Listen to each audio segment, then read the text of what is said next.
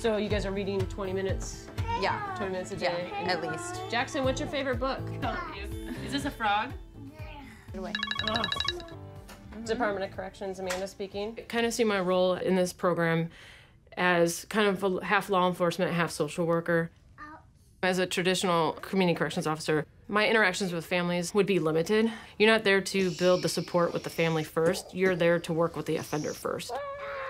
In this program, we reverse that and we work within the family and in their house first, because if that's not going well, they're not going to succeed when they get out. Good, how are you? Good, thank you.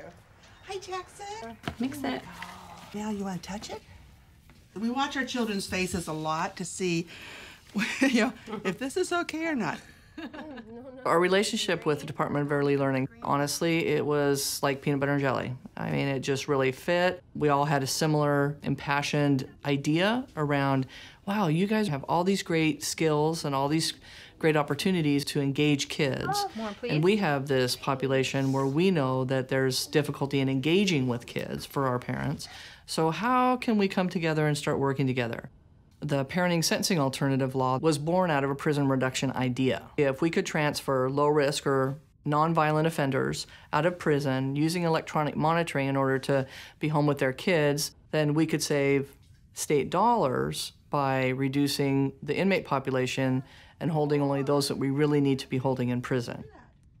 Our team at the Department of Early Learning was invited to do some training with the staff that work in this program to share what we know about the protective factors and how those protective factors help children and families thrive. What color is that? Pink. So he's done some amazing work. He's got some wonderful words. When I first got home, he hardly talked at all. He didn't say, he would say juice, or he would say, you know, he didn't, and so I started working with him with his sentences and his words. It was really important that we developed partners that helped us understand the needs of families and children, because clearly, as an adult Department of Corrections agency, our expertise was not children. So I invited Department of Early Learning and other agencies to come and participate on our screening committee for us to understand a little bit more about the Strengthening Families model. As this program has grown and evolved, we've seen the protective factors become so integral and connected to the work that it's become part of the operating system. She started incarceration in 2009. The fact that she was clean those few years she was out shows her resiliency. So I heard you talk about resiliency. Are there other protective factors that we can identify with this particular mom? Well, that she's maintained a relationship with her kids. I think that's really positive. She participated in Partners in Parenting. In prison, if we could have her do that again in the community, when she's got access to the children, it makes a huge difference. I think she's a good candidate for this program. I got arrested 5 days before my kids' 6th birthday. They're 9 years old now. I wasn't able to be a parent. I mean, I was just so low. Not being able to see my kids having to call on the phone and having to ask, you know, oh, is this Brianna or is this Michaela? There shouldn't ever be a point in my life where I don't know whose voice I am hearing. I wasn't able to put my children first. We know that roughly 80% of offenders have children. 2.7 to 3 million children in the United States have an incarcerated parent under the jurisdiction of the Department of Corrections. It's important for us to think carefully about this population of children because we know they've experienced trauma. Oftentimes, kids are at higher risk for isolation, feelings and experiences of shame, drug abuse, mental illness, truancy, and involvement in the criminal justice system. The benefits of this program is that children who may have been invisible to us prior to this time are now in the light.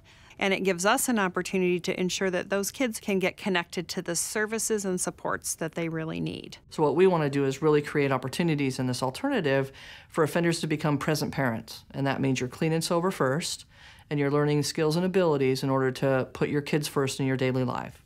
Just then, Benny came through the hedge.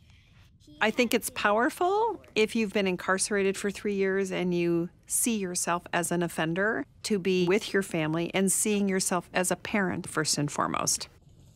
To help the parent build that time with the child, doing things they enjoy together, establishing routines, finding the kinds of things that will reconnect them in ways that supports that child's development.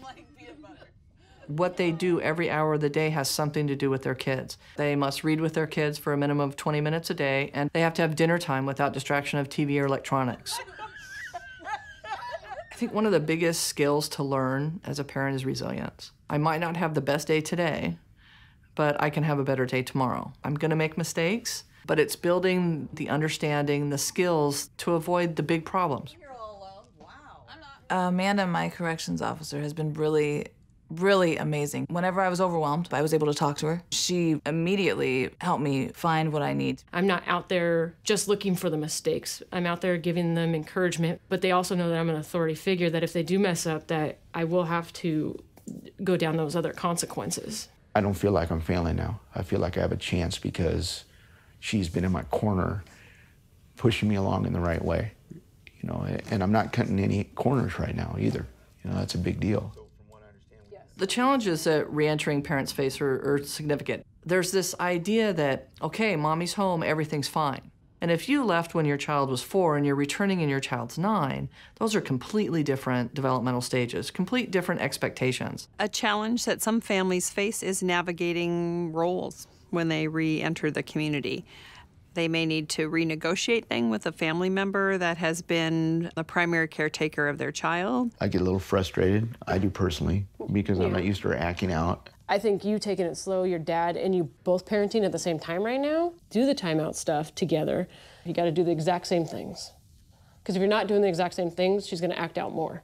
And be on the same page. Like, that's the main goal, is that your dad and you are on the same page of what you both want, and her behavior will start to change. Now take your broom out. This is crazy. All right. Got it? It's all stuck. Spray tanted, that's awesome. Okay. So yesterday I got my bracelet cut off, which means that it is the end of my sentence. I am done with my time.